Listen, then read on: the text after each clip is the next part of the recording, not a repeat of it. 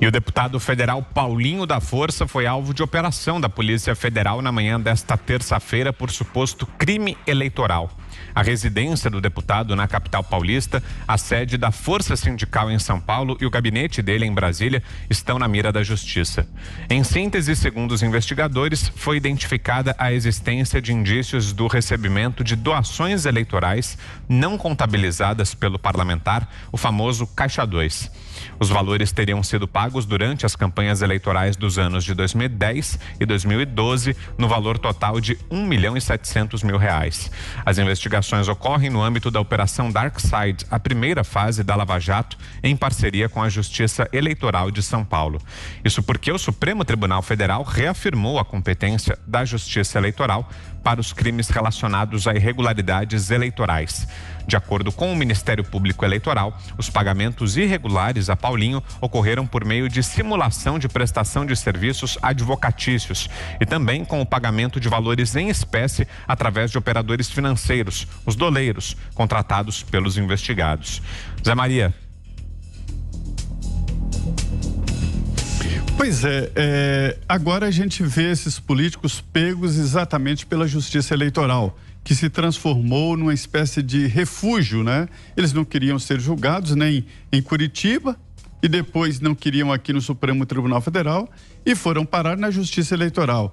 A crença era de que a Justiça Eleitoral não tem uma estrutura para fazer esse tipo de operação e está aí. É a primeira operação da Justiça Eleitoral para os envolvidos na Lava Jato, e a Lava Jato especial, a Lava Jato dos engravatados, a Lava Jato dos que estão aqui em Brasília. Olha, é o seguinte, a estratégia de defesa, desde o mensalão dos políticos é a seguinte, olha, houve mesmo transferência de dinheiro, leia roubo de dinheiro público, né? Mas, na verdade, se tratava de doação eleitoral. Aí depois a gente viu que esta tal doação eleitoral é, na verdade, lavagem de dinheiro, nome técnico jurídico, branqueamento de capital. É um crime, e isso assustou o plenário do Supremo. Quando a defesa dizia, isso aí é Caixa 2 de campanha. Lembro de ministros pulando, mas isso é um crime, tem que respeitar a justiça e tal. É verdade. Mas é a estratégia de defesa de assumir um crime menor. O que acontecia? Os políticos eram dominados por esta gangue de empresários malditos que tomaram a chave do cofre e dominava o Brasil. Era um tipo de liberalismo onde o Brasil ficava com prejuízo e as empresas, através de controles remotos de deputados, senadores, presidente da República e ministros, dominava todo o dinheiro. Eram as raposas dentro do galinheiro. E aí, quando veio primeiro o mensalão e depois a Lava Jato, aí todo mundo procurou correr para um lado. E os políticos disseram, não, isso é Caixa 2. Na verdade, Caixa 2 e lavagem de dinheiro é um crime acessório. E acessório do roubo. Nenhum delegado prende um bandido e pergunta, o que você fez com o dinheiro? E, de acordo com a resposta do que ele fez com o dinheiro do roubo, se dá um tratamento diferenciado. Isso não existe. Ladrão é ladrão. Roubou para financiar partido político, para comprar bolsa, para comprar sapato, para fazer viagem ou para guardar, é a mesma coisa. A doação para a campanha eleitoral, isso me irrita muito. Nenhum empresário doa milhões para ninguém. Isso é investimento. Isso irrita esse nome. Foi doação eleitoral. Como? 4 milhões? Um empresário já deu para algum de nós? Estamos aqui, 4 milhões de doação. Isso não existe. Isto é, sim, lavagem de dinheiro. Veja bem, movimentação de dinheiro em espécie. Quando eu estou falando de dinheiro em espécie, não é R$10, R$20, dinheiro de troco. É milhões, 8 milhões, 10 milhões de reais. Ninguém movimenta um dinheiro assim se não for dinheiro ilegal. Se você ver alguém pagando alguma coisa acima de, vamos dizer, de 5 mil reais, 6 mil reais, 10 mil reais, em dinheiro vivo, pode saber que o dinheiro é roubado, é de crime organizado, de drogas. Ninguém anda com 10 mil reais, gente. O dinheiro já está em extinção. Me lembro que há tempos atrás eu vi um projeto na Câmara extinguindo dinheiro em papel, eu acho que esse deputado está doido. Hoje eu vejo com a maior naturalidade. Dinheiro em papel vai acabar, já devia ter acabado. E a pandemia vai mostrar que o dinheiro em papel está para ser extinto. Ou seja, quem movimenta 4 milhões de reais em dinheiro vivo é dinheiro roubado. Não faz nenhum sentido. Com o sistema bancário, você pegar 10 milhões e levar para alguém. Outra coisa, serviço não prestado. Ou de banca de advogado, que é uma espécie de semideus que não precisa explicar o dinheiro que recebe, pode até receber o dinheiro em espécie, né? Ou consultoria, são trabalhos não prestados para esquentar, para lavar dinheiro. Tudo isso está muito claro. A novidade nesse caso aí do Paulinho é que o seguinte, esse refúgio da justiça eleitoral já não é mais tão seguro igual os políticos imaginavam. Ou seja, a situação, o cerco está fechando, a situação ficando complicada, mesmo para os que tentaram fugir para a justiça eleitoral. É lavagem de dinheiro e todo dinheiro lavado tem origem ilegal. Diga, Fiuza. Realmente a justiça eleitoral, né, está mostrando, essa era uma das teses, né, das muitas teses que a Operação Lava Jato tinha acabado, ia acabar, estava acabando, era isso, que vai fugir para a justiça eleitoral e aí ninguém mais vai ser punido. Então está aí o caso do Paulinho da Força, em andamento, né, a investigação. Eu acho que é preciso sempre, Vitor, demonstrar um ponto, quer dizer, o que ele deu em troca, né, em termos de favor estatal. Então, acho que entre aí os financiadores, os investidores, desse caso do Paulinho da Força, estavam algumas das grandes empresas que viraram donas do Brasil sob o petismo, né? Então, acho que a investigação precisa chegar a esse ponto. Quer dizer, não parar na questão verificada de que é uma operação duvidosa, lavagem de dinheiro, mas o que foi vendido, né? É um político. O que foi oferecido do contribuinte, do Estado brasileiro para esse corruptor, né? Então isso tem que ficar bem claro, e isso foi o grande prodígio da Operação Lava Jato. Sempre conseguir demonstrar o que estava sendo comprado, o que estava sendo vendido, né? Hoje vem também uma denúncia importante da Lava Jato. A Lava Jato está aí, está andando, né? Apesar de todos os que disseram que ela tinha morrido. Uma denúncia importante contra o Renato Duque, né? Que foi diretor da Petrobras e foi um dos pivôs do Petrolão. Ele é condenado a 130 anos de prisão. O Renato Duque está solto, né?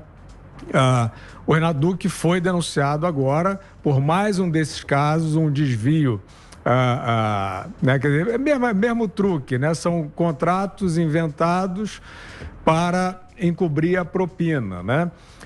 Calcula-se que, no caso do Renato Duque, o prejuízo aos cofres públicos é da ordem de R$500 bilhão de reais, né? Essa denúncia que foi apresentada hoje. Então, esse caso é o seguinte, Vitor. O Renato Duque, durante um bom tempo, a Lava Jato estava ali em cima, já tinha comprovado, já tinha demonstrado, ele estava preso.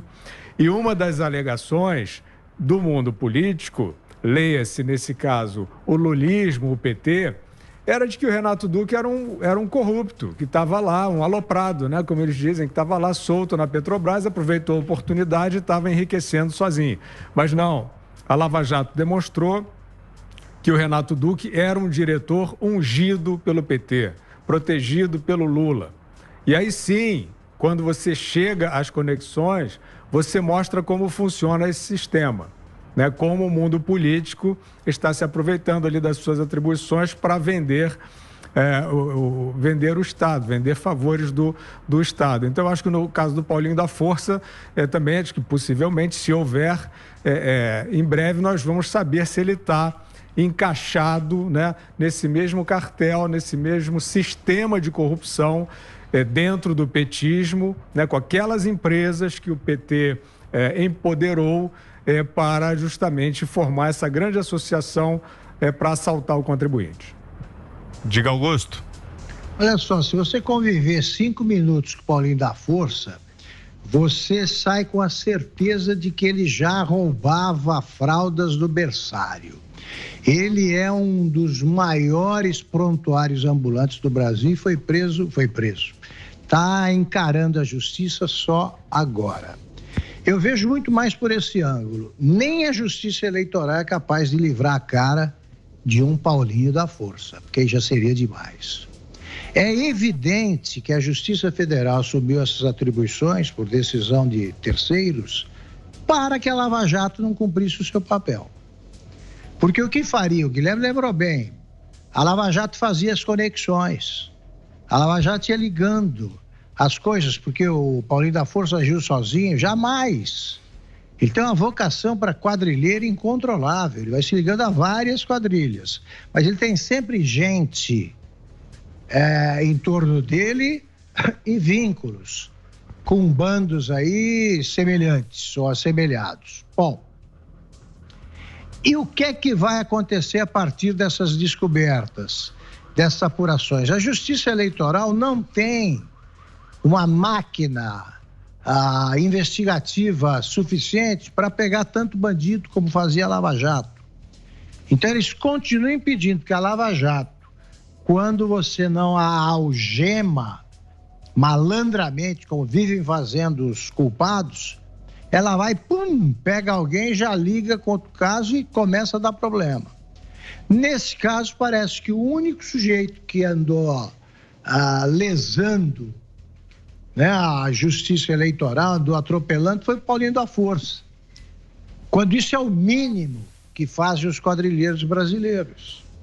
Então, o que eu espero é que a Lava Jato, que foi uma operação que mudou o país para melhor, deixe de ser tolhida por esse pessoal da Procuradoria-Geral que não esconde a má vontade com quem apura e prende mesmo, como o Supremo.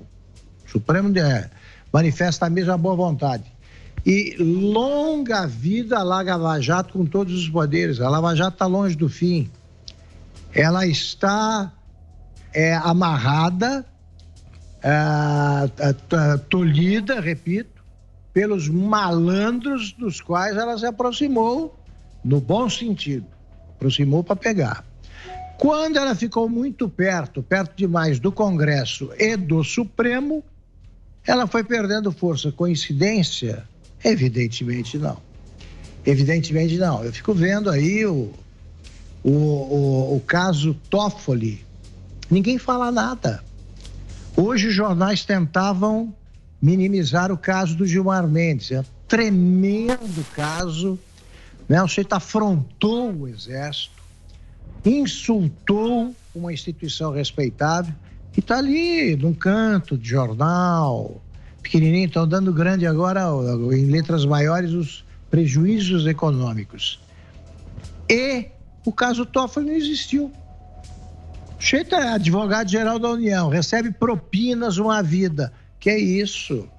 Presidente de uma instituição, precisamos de paz.